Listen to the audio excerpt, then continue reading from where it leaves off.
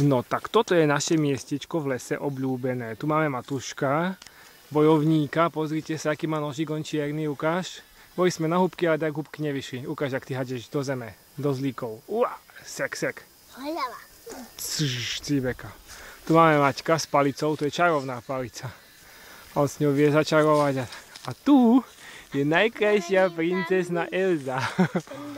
Princezna naša krásna. Taký nožík má tiež čierny ako Matúško. No, škoda, že sme tie húbky nenašli. Matúšik. som si dal lístočky. No, aha, ty si ponapichoval.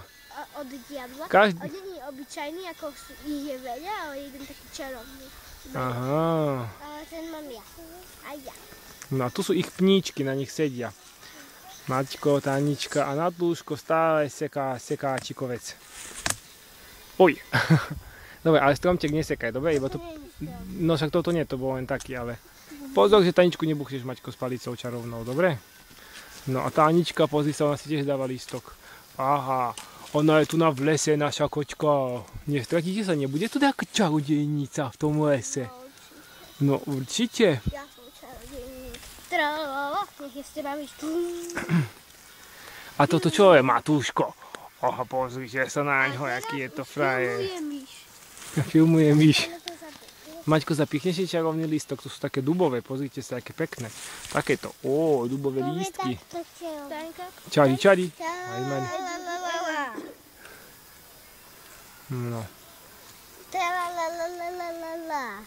A filmuje presiedko. No a tu máme paráda čarovné, to sú naše pníčky, jeden pníček, druhý pníček, Táňulinka. A trošku nám ten lesík zničili darebáci, nie? No čo už s nimi. No ešte raz si vás všetkých trom na tutko iď ku ním, že si tam vás zoberiem. No superáci ste, kamoši.